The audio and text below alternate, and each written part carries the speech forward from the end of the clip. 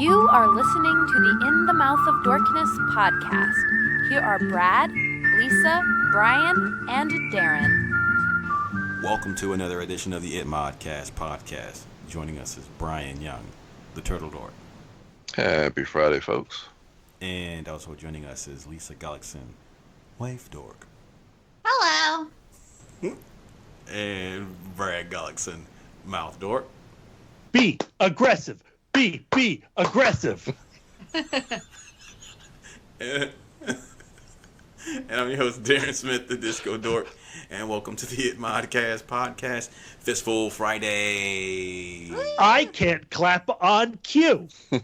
Or tune. Or on the beat. Or the lingo. Is that what you were doing? Yes. Or attempting, I'm sorry. Yes. Happy Friday, everyone. TGIFF. Wow, wow, Wow. We just got back from our screening of Hereditary, and Brian just got out of his coma. Fear coma. Yes. So many spiders. We didn't see that coming. Oh no. Oh God. It's a spider movie. That's a movie. Is it? No. We don't know. We haven't seen it yet for real. Yeah, I didn't plan on seeing that movie anyway. So. Yeah, it looks too scary for me and Brian. Yeah. We're gonna go see something else. We're gonna watch. We're gonna go ahead and watch "Won't You Be My Neighbor" again.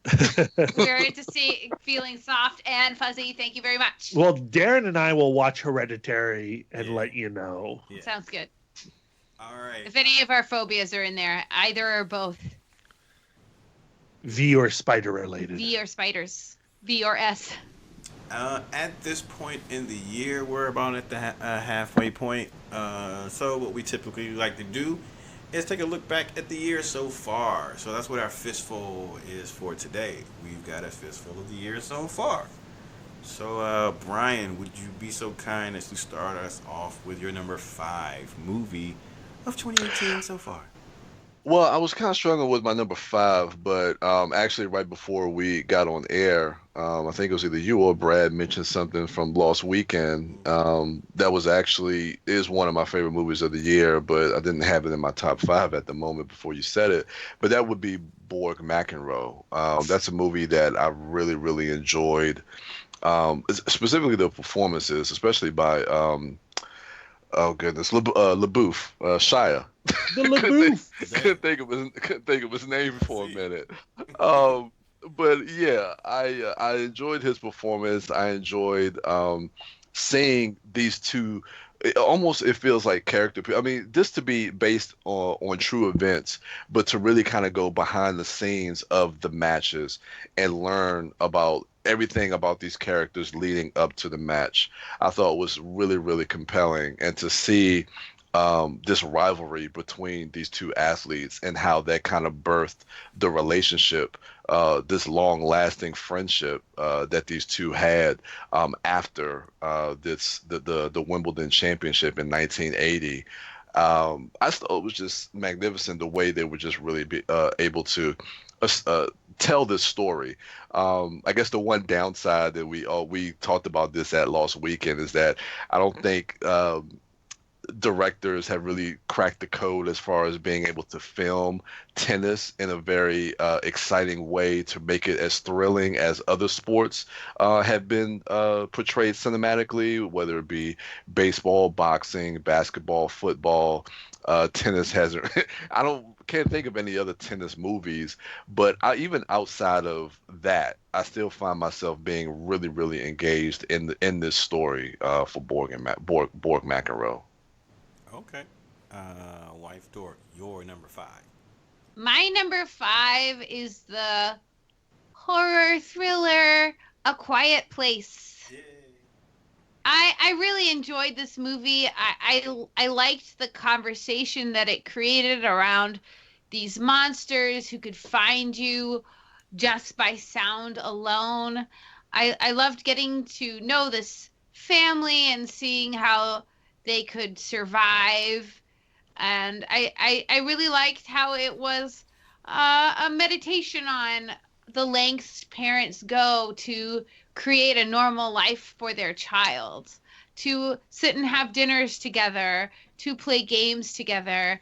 Yeah, so I really enjoyed. And just straight up this film. great creature work. Hell yeah. All right, Brad, your number 5. My number 5 is the Paul Schrader, Ethan Hawke film First Reformed. I caught this a couple weeks back. We talked about it on our Week in Dork. I loved this movie. It's certainly a return to form for Schrader. He's taking another look at his God's lonely man archetype that he first tackled in Taxi Driver. He would return to in American Gigolo and Light Sleeper and The Walker. And this time it's Ethan Hawke as this Protestant priest in the grips of despair, and how conversations with another individual, Amanda Seyfried's husband, who's also in grips of despair, and through their chats he finds purpose again. And it's not the type of purpose that is that results in an uplifting narrative. It's a very punishing movie, but totally gripping. And I just was hooked early on, and First Reform just did not let go. And I was so excited to see Paul Schrader operating at the top of his game once again. And yeah, it's a thrilling movie. It's a punishing movie. And it's a movie that I cannot let go. And I think it's will be hard for any audience member to forget what goes down in First Reformed. Okay. My number 5 is so many choices.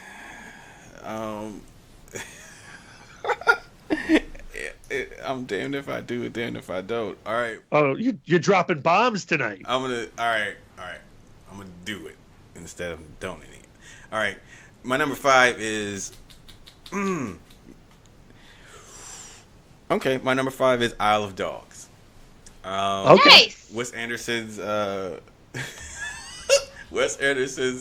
latest film, stop motion. A film that I got to see with my daughter, and a film that we reviewed here on the podcast that I was at that time and even still have conflicting feelings about the film. But the artistry on display, the technical aspect of the film. Kokuma, what are you doing? Sorry. The artistry on display and the technical aspects are just astounding, and just all the detail and the care that was put into the world is something that I find remarkable, and I like the story, and I like the performances.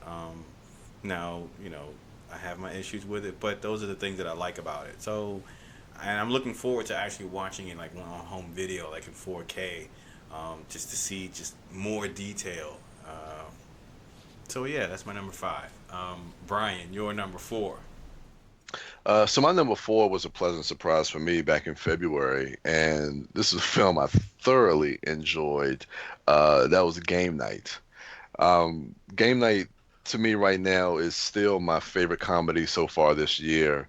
And I loved what these directors were able to bring to a comedic film aesthetically with their filmmaking techniques and visual style. I thought Jason Bateman and Kyle Chandler and Rachel McAdams, I thought all of them were great. I think what's his name, Jesse Plemons, steals the movie. I just thoroughly enjoyed this film from beginning to end, and I just thought it was hilarious. I loved a lot of the movie references especially when you're dealing with the game. It feels like, especially from the directors, they definitely understand geek culture and are definitely geeks themselves. And seeing a lot of references to movies like Pulp Fiction and other things is just it's a lot of fun to watch. And I'm looking forward to picking this up on Blu-ray and actually rewatching this. I definitely recommend this movie to people if they haven't seen it. So Game Night is my number 4. And it's a gorgeous looking movie. Like it's It a is. well shot film. Absolutely. All right, wife Dork, you're number 4. My number 4 is a Marvel movie. It is Black Panther, a real record breaker in the books, and just a real beautiful cultural moment. And I think everybody loves this movie. That Number came 4 out this year. Yeah, I know. Crap. It's already on Blu-ray. We have it at our house. We can watch it whenever we want. Number 4, Lisa. I really like Paddington too. Spoilers. All right. Damn. All right. Brad, your number 4. My number 4 is The Death of Stalin. Oh, Now, yeah.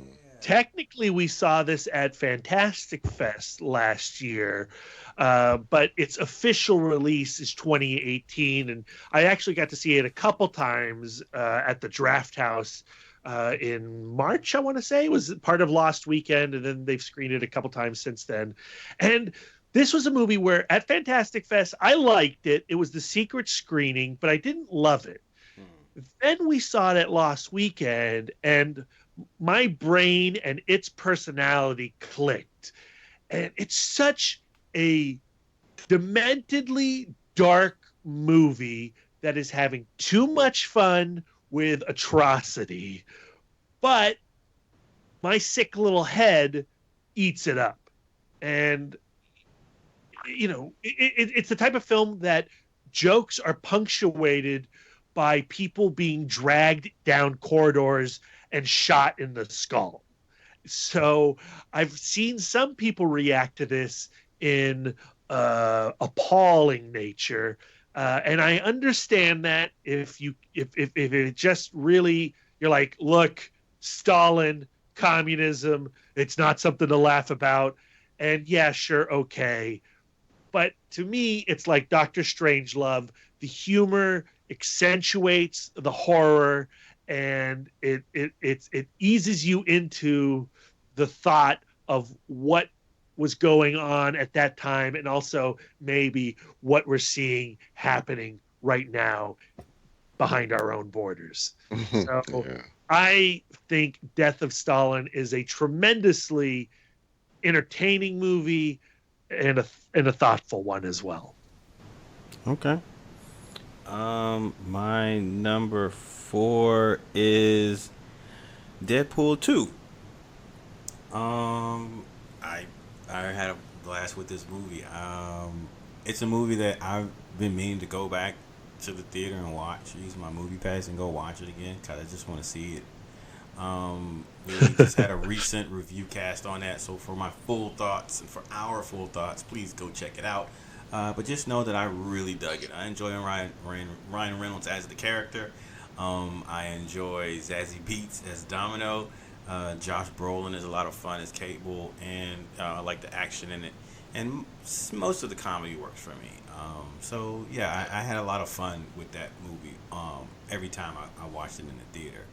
And I'm really curious what Drew Goddard's going to do with the X-Force film. Mm-hmm.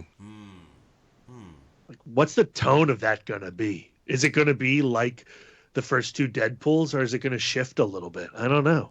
Didn't he have something to do with Cabin in the Woods? Didn't he write that? Yeah, he directed. Yeah, he wrote it, and no, he directed it. I think he co-wrote it with Joss Whedon. Okay. Cabin in the Woods. Yeah, he co-wrote it with Joss Whedon and directed that movie. Well, because that movie has you're mixing like different tones, like comedy, Right. and horror, and stuff like that. So, and I think that's an entertaining film, and I think they were able to do that successfully. So, I think with like Deadpool, with like his comedy mixing that with like violence or action or whatever X-Force is supposed to be, I think well, my hope is that his experience mixing, two different tones, hopefully it pays off in X Force. As long as Peter comes back.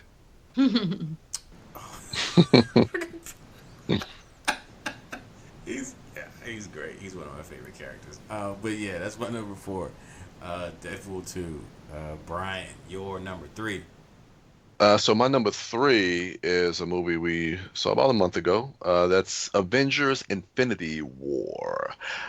This is the culmination of the MCU. We've talked about it before. We did a lead up, watching all the previous Marvel films, building up to this moment, this monumental moment. And I think the Russo brothers definitely knocked this one out of the park.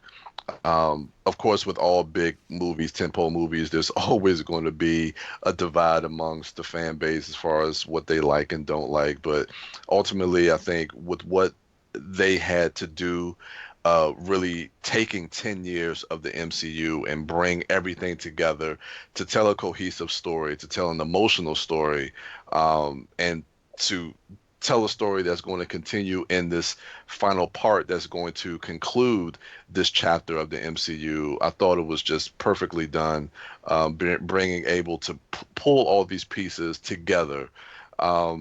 It's just phenomenal, absolutely phenomenal. Of course, are there characters that did get sidelined? Yes, and there have been interviews with Marcus and McFeely who said any characters that didn't get a lot of screen time will definitely, you'll see them definitely get a lot more screen time and have a bigger presence and a bigger arc in the 4th film, i.e. Captain America, Black Widow. So these Marvel and their team definitely know what they're doing. Again, we have to wait until we see everything so we can see the full, complete arc of this story. But what they gave us with Infinity War, I thought was just absolutely damn near close to perfection. In MCU, I trust. Absolutely. Amen. All right. Wife Dork, your number 4. 3. My number 3, my number 4 was Black Panther. We were all there. I spoke at great length about how beautiful it is. I'm not at all tired. My number 3 though is a number 2. It is Paddington 2, which is, it's a movie about a bear being nice. Yeah. It was my dad's 74th birthday yesterday, and we had the 2 youngest nieces there, Bonnie and June. June is 3.5. Bonnie is 2. And Bonnie didn't give any fucks for Paddington 2. Oh, okay. But June, the more sophisticated of the 2, being almost twice as old as Bonnie, she enjoyed it a lot. And I think, to me, like, I like the fact that Paddington 2 takes the themes of Paddington 1 even further. It takes the adventures of Paddington 1 even further. It, like every great sequel, it transcends and elevates the original film, and I just love how the Paddington world has expanded. And I think the message of the film of just being kind and polite and caring for others first is the kind of message we need, the kind of message that I need to be a less selfish bear. Yeah. So spoilers for my list, but Paddington 2 is not on it. What? And I am surprised by this because when I came out of the theater, I gave it 5 stars. However, since January, I have thought about this film 0. Unlike the first Paddington, which stuck with me, this one, for whatever reason, has drifted from my brain. So I think it's time for me rewatch. to do a rewatch, Yeah. is what I was saying. Yeah, Yes. I'm going to interrupt you to finish what you were Good. saying, because this is my time on the cast. That is true, but I like to talk during everybody's time. We know that, I'm Brad. Yeah, so that's my number 3, Paddington 2. All right. Brad, your number 3. My number 3 is the Lynn Ramsey movie You Were Never Really Here, starring Joaquin Phoenix. Another film that we first saw at Lost Weekend. I had the opportunity to host it for Film Club several weeks later. And this is just an amazing bit of filmmaking. It's 90 minutes long. It's withholding so much information. It drops you into the plot. You're like, who's this Joaquin Phoenix character? Why is he bashing people on the head with a ball peen hammer? Oh, okay, he's here to save little girls, maybe. What the hell happened to him in his youth? What's his relationship with his mother? How is he going to take down this crime syndicate and these evil governors? And it's just like, wham, bam, thank you, ma'am, movie making. And I loved every second of it. Utterly brutal, not for the faint of heart, but it's one of Joaquin's finest performances, and I think it is absolutely must-see TV. I think the term, like the idiom "wham bam, thank you, ma'am," needs to be retired. No, because I like it. Do you know the origins of that? Just Google it. Oh, really? Yeah. I'm sure it's No. not. No, it's not nice. Google it. Okay. I'm gonna go to Google it while it's Darren's You should turn to not. talk. You should not wham and bam your ma'am. Is it my mom? Hashtag Am I me wham too. bamming my mom? No, it's I don't know who the ma'am is. Okay. I mean, I like the wham bam sometimes. Darren, it's your turn. All right. My number 3 is Pacific Rim Uprising. I had fun with this one in the theaters this summer. Wait, was this in the summer or was it like in spring? March. So Came out in the, March, in the winter, I guess, or whatever you call that middle period. Yeah, I enjoyed this film. March. I liked it better than the first film. I've been dying to rewatch it on home video, in 4K. The disc when it comes out is going to have. It'll be the first disc with a 4K 3D disc in it, and I'm really looking forward to seeing 3D in that resolution. So I've just been excited to rewatch it. So that's why it's my number 3, because I've been thinking about it. And it's got a great art of book. Both of those films, both Pacific Rim 1 and 2, have a great art of book and a lot of cool insight into stuff that was in the film and stuff that didn't make it to the film. But yeah, that's my number 3. Brian, your number 2. Okay, we're getting down to the nitty gritty here. So my 1 and 2 have been flip flopping ever since I was coming up with this list, and it's probably going to continue to do that as we talk about a lot of these lists are very fluid. So it could change tomorrow, definitely by the end of this year when we actually do our top 10s of 2018. But as of right now, my number 2 is Black Panther. What? Yeah, I know. Shocking, isn't it? It is surprising. Like I said, I struggled with this one for myself, but oh man. But Black Panther, like, what can we say that we haven't already said about this film? Like Lisa said, it was a cultural moment this year that we've seen in film. What this film has been able to do, box office wise, in U.S. and across the world, and how it's been resonating with people. The storytelling that's being done in this film, outside of it just being a Marvel film, being a story about the nation of Wakanda and how these story elements relate to a lot of some of our own world politics that's going on right now.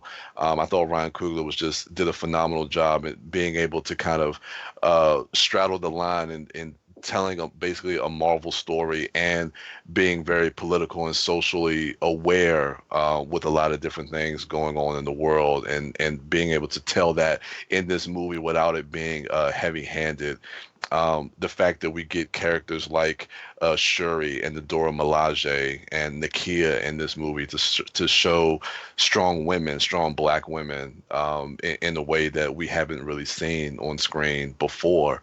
There's just so much that I love about this film. I mean, and then you get into the villain, the character of Killmonger, and understanding his angle in this story, and it not being such a black and white story as far as like his motivation. And it makes you question a lot of different things as far as like where you fall on the line as far as like what is the responsibility of Wakanda to the rest of the world. It's such a a phenomenal film, and it's a movie that I'm definitely going to revisit just to watch again, outside of it just being an MCU film. And I mean, I hate to have to say that, but I know a lot of times we look at Marvel films and we just kind of lump them in as just these comic book films or these MCU films. But I think, and out, not just Black Panther, but all these films, I think, have a lot to say within the context of the greater film community. So yeah, Black Panther is my number two. Now, Brian, you putting Black Panther as your number two, that means you, like, depending on what your number one movie is, I guess. I mean, you could really surprise me. I know. Maybe I'm regretting, especially after how I just spoke about it. Maybe I'm regretting. You'll have to redo your entire MCU list drastically. No, well, my MCU list it's number one. It's my favorite MCU film. Yeah, so you have no idea what his number one film is. I have no Brad. idea. Interesting. See what happens when you assume. Oh, And I put Avengers was Infinity War was number 3, so you know. Was it? Yeah. All right. You gotta focus. I'm losing my mind. I'm making assumptions here. I have no idea what Brian's number one is. I'm excited. Stay tuned. Brad, keep listening. Obviously, I've been too distracted. Before we get to Brian's number one, we got to get to Lisa's number two. What? Your number two. Oh yeah. Yeah, speaking of distracted, lady. My number two, Isle of Dogs. Yeah. Wes Anderson's movie. Darren's already talked about it. I really enjoyed this film. Like in terms of artistry, I think that Wes Anderson and his films have taken stop motion animation to the next level. I think it's a really creative story, funny, great performances, and just for me, like a good twisted kids film. Like how many kids films can you see surgery and dogs with staples in their head and stuff and death and stuff? Not many. My number two. All right, B, your number two. Well, my number two is Avengers Infinity War. Mm-hmm. And obviously, I echo everything Brian said about it when it was his number three. Not that you were Like, blanked on that. Yeah, I mean, I've watched this movie more times than any other in the theater this year. I've seen it 7 times. It's a film that I keep getting drawn back to witnessing because I really just cannot believe it. You know, as Brian said, it's they pack so much in, and yes, not everybody gets the same amount of screen time, but that's how it's going to go. Yeah. But the screen time that they do get is successful. I don't think any character that we see on screen is betrayed in their moments, whether that's Idris Elba's Heimdall, or Tom Hiddleston's Loki, or Captain America, or Tony Stark, or really Thanos, because at the end of the day, that's what this film belongs to. It belongs to Thanos, and they've been building to his story for so long, and there's been so much doubt and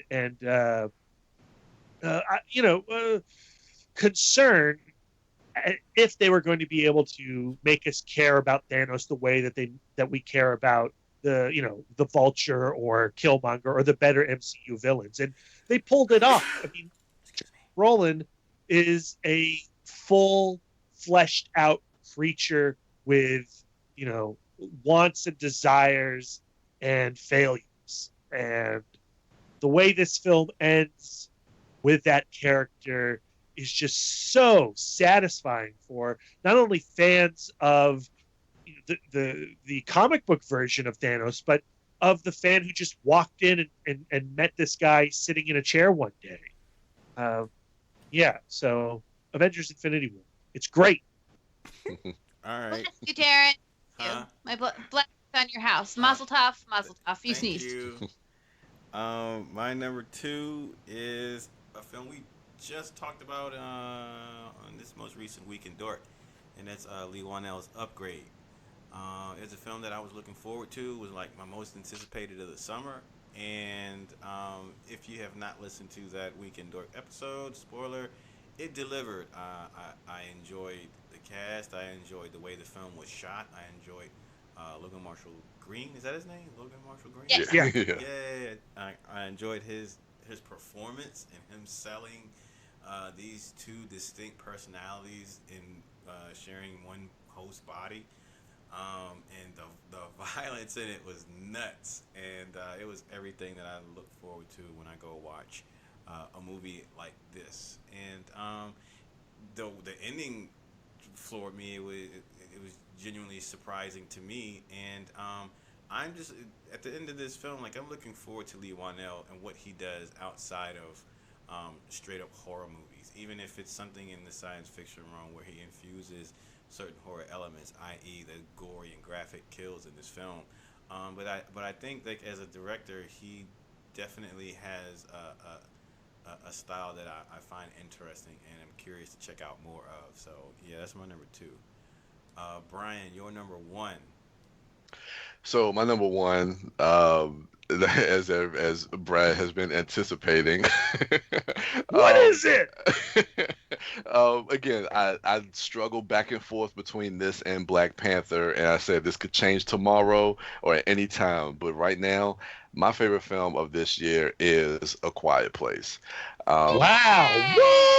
That's Such a yeah. Brian movie, even with the horror elements. I'll let Brian tell you about it, but Well, I see this being Brian's number one film of right now, of this second. Yeah, it's, I mean, it just grabs me emotionally due to, again, the family dynamic, and then just the way John Krasinski directs this film from the opening, that cold opening, that really sets up the plot of the story and sets up that family dynamic. And like you were saying, Lisa, this movie it asks a lot of questions, and it demands a lot from its audience. I've never seen a film that has basically forced an audience to be quiet, to stay quiet through the course of the film.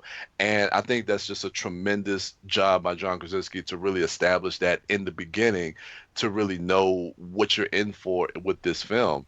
And then just outside of the setup and just what the premise of this story, which I think is just excuse me, an absolutely fantastic premise to have a story around.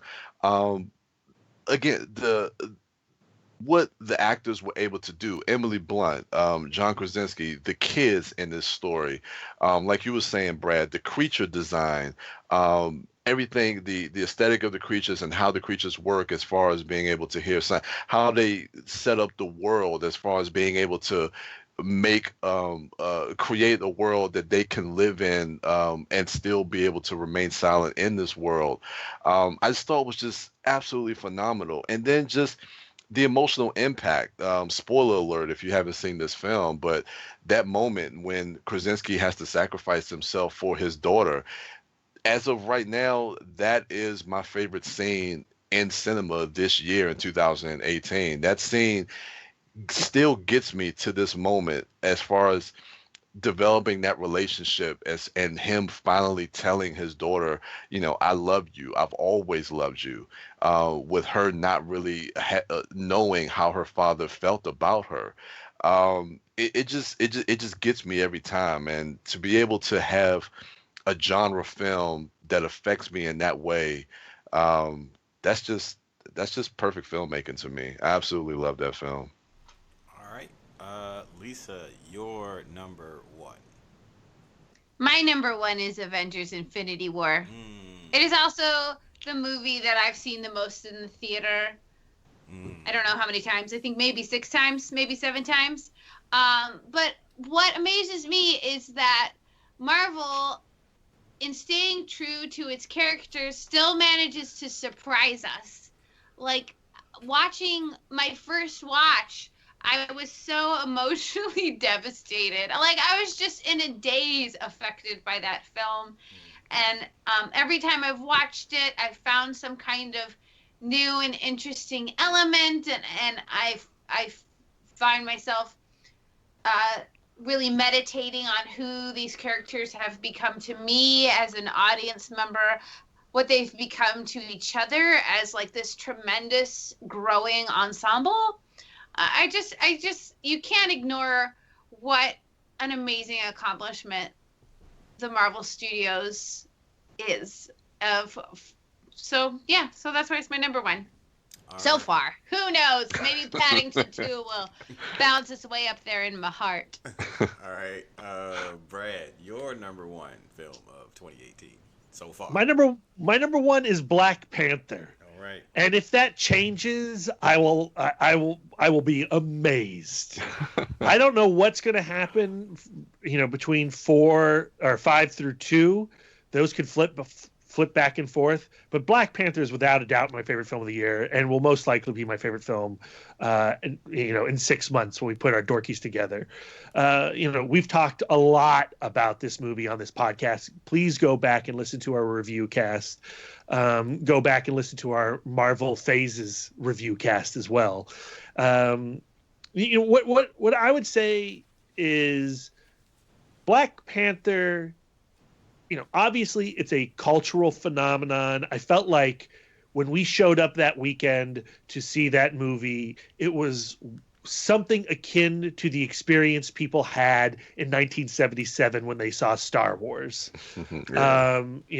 Lines around the block. I'll never forget that lady saying, like, why is the line so long? And I just said, like, lady, it's Black Panther. It's like, yeah, but why? I'm like, because everyone wants to see this movie, including you. And how at the end of the day, the film operates as an education for T'Challa and the audience. But like how every character in that film, every side character, and it's why people go like, oh, T'Challa's not as interesting as Nakia or Okoye or Killmonger, because T'Challa is learning from all of them. And he is learning how his country, his father, the kings before him, have operated in one way, and that way has caused great pain across the globe. And he is going to try to correct that.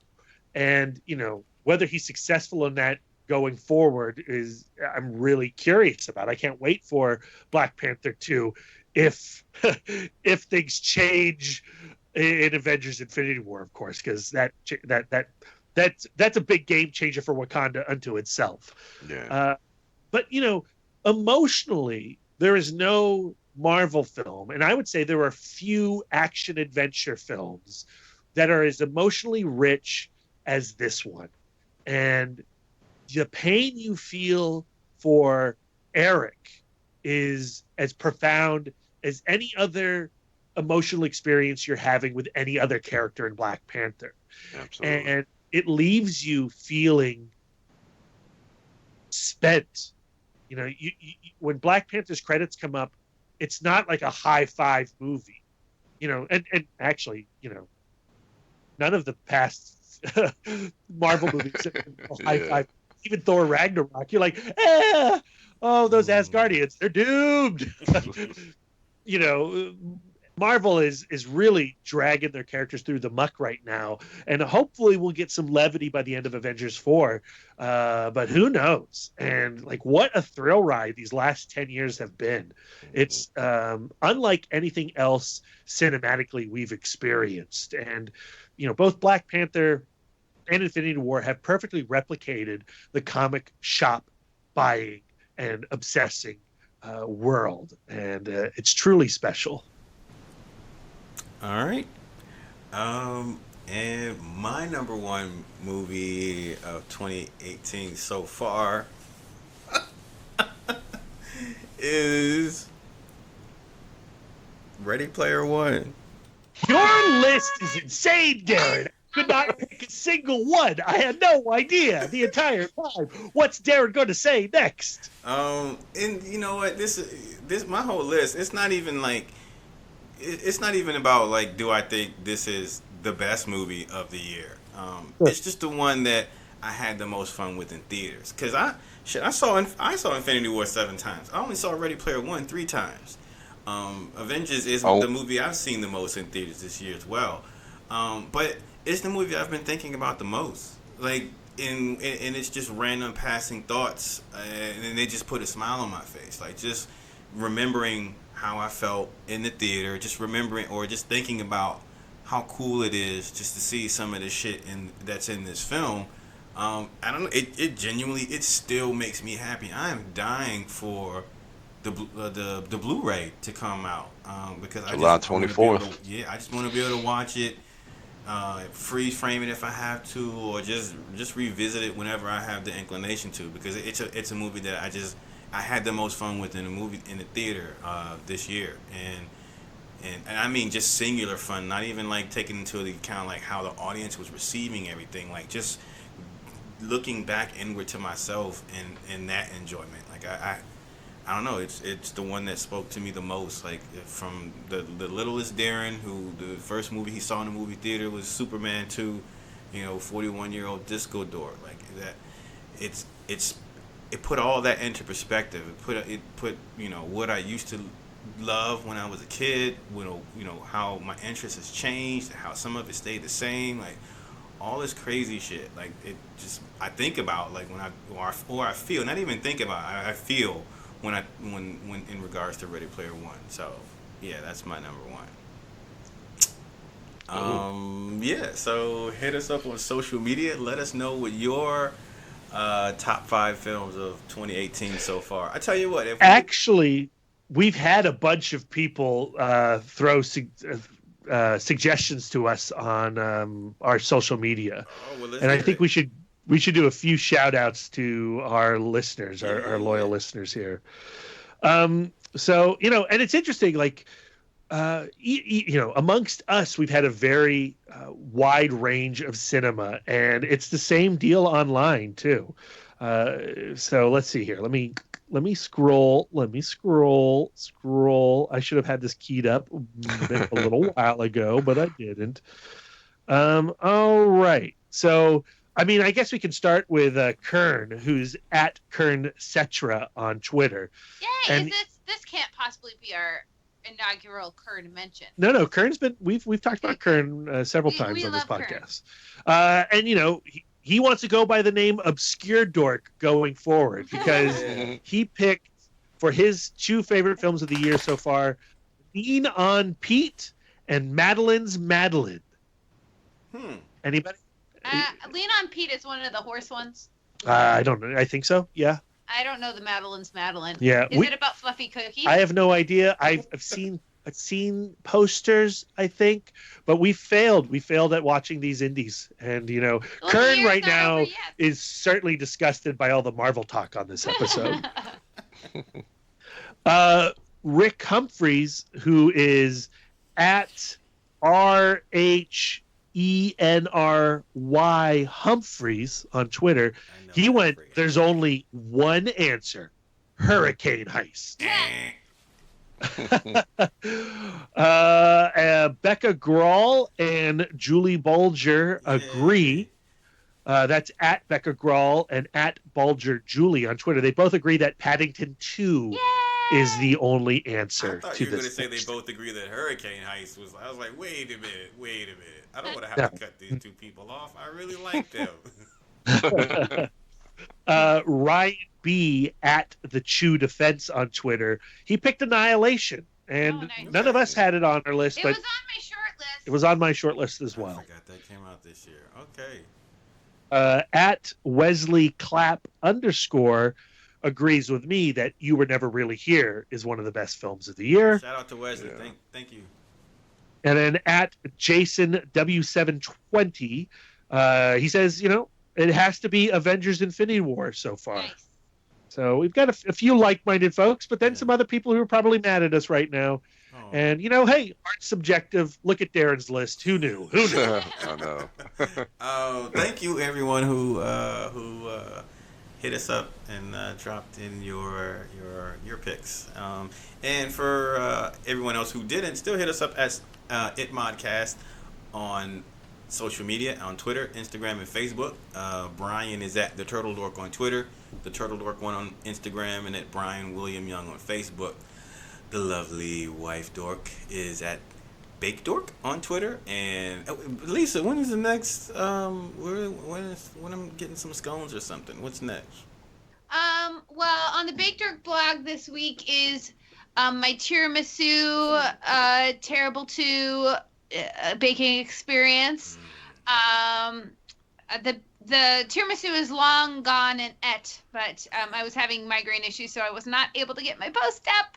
But in the meantime, you can head to aftermoviediner.com and read my almost 1,400 words I wrote on Secret Agent 00 Soul.